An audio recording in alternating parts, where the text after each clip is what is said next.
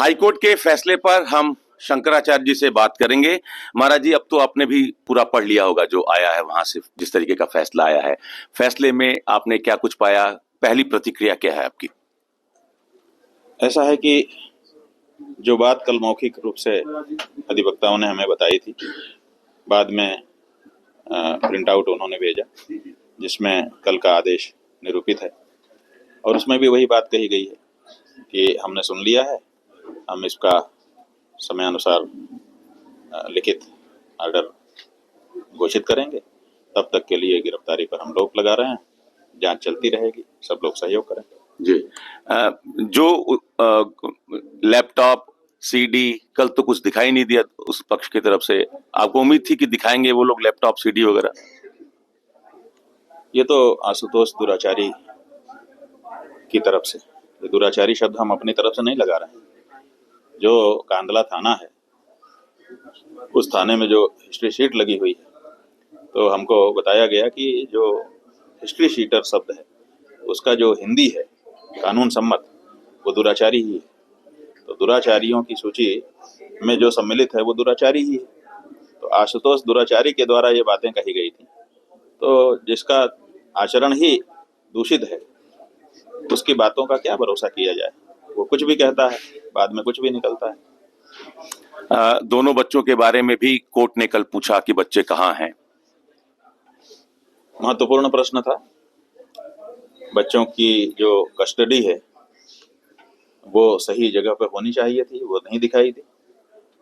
यही सब तो कारण रहे जिस कारण से न्यायालय ने ये कहा कि इसमें गिरफ्तारी की जरूरत नहीं है, क्योंकि न्यायालय को ये स्पष्टता केस को देख करके हो गई होगी कि ये बनावटी केस है और केवल फंसाने के लिए दायर किया गया। सरकारी वकील ने, दूसरे पक्ष के वकील ने विरोध किया था कि सेशन कोर्ट आपको जाना चाहिए।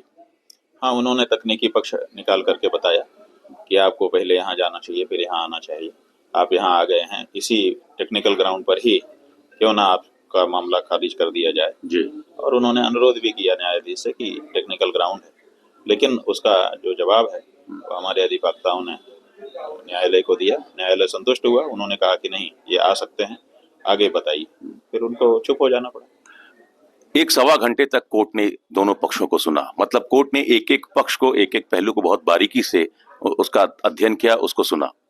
ये अच्छी बात है कि उन्होंने कोई हड़बड़ी नहीं दिखाई, सबके बातों को सुना, और एक प्रश्न आता था फिर उसका काउंटर भी करवा देते थे, और स्वीकृत रूप से खचाखच भरी अदालत में, जहाँ पर अनेक अधिवक्ता खड़े होकर के सुन रहे थे, जहाँ पर पक्ष विपक्ष प्रतिपक्ष सब थे, जहाँ पर शिकायतकर्ता भी अपने अधिवक्ता के माध्यम से उपस्थित थे, और लाइव कार्यवाही का लाइव प्रसारण भी हो रहा था।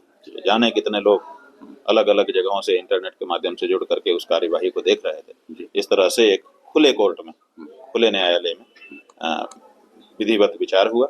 विचार के बाद जो निर्णय लिया गया वो लिया गया। पूरे देश की नजर थी कल के फैसले पर।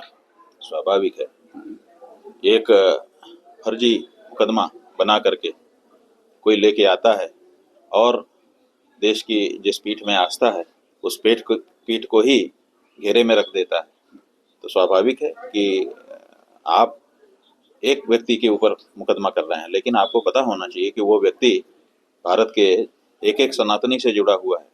तो इसका मतलब है कि आपने एक को खींचा तो सारे ही खींचेंगे। तो ये जो प्रहार था, एक केवल एक व्यक्ति पर थोड़े था, ये तो हर सनातनी पर था। इसीलिए हर सनातनी इससे जुड़ा हुआ था, अपने आप को पीड़ित महसूस कर रहा था, और इसीलिए जब थोड़ी सी भी राहत दी गई तो उसी को बहुत बड़ी राहत मान करके प्रसन्न हो गया। सुनवाई पूरी हो गई है, फैसला रिजर्व है।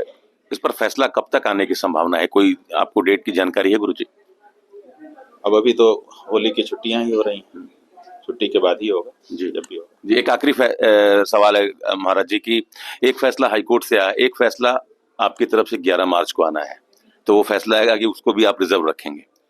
ऐसा है कि अभी तो 30 दिन पूरे हो रहे हैं आज, आधा माने 29.5 दिन, लगभग 29.25 29.5 दिन अभी तक हो चुका है। तो पहले 30 दिन पूरा हो जाए तो 31वें दिन, उसकी बात तारीख पड़ी हुई है ना, 31वें दिन बताना है, तारीख पे बता देंगे, कल बताएं। चलिए, तो शंकराचार्य जी महाराज जी का कहना है कि एक एक सनातनी जुड़ा हुआ था इस फैसले से, लिहाजा पूरे देश की नजर बनी हुई थी। कोर्ट ने उन तमाम पहलुओं को ध्यान में रखा और लगातार शंकराचार्य जी कह रहे थे, ये तमाम मुद्दे हम शुरू से कह रहे थे, राहत मिलनी थी, राहत मिली। अब जो भी फैसला होगा वो एक एक चीज को ध्यान में रखकर कोर्ट उस पर फैसला लेगा। लेकिन फिलहाल जो शंकराचार्य जी का पक्ष है वो 31वें दिन एक बार फिर से प्रेस कॉन्फ्रेंस करके अपनी बात रखेंगे। Amit Singh, TV9 UP, Varanasi. मुझे डायबिटीज है। मेघदूत मधुशून्य ये हाई ब्लड शुगर और ब्लड प्रेशर को कंट्रोल तो करता ही है, साथ में ये मुझे काफी एनर्जेटिक रखता है। मेघदूत मधुशून्य खाओ, फिट एंड फाइन हेल्थ बनाओ।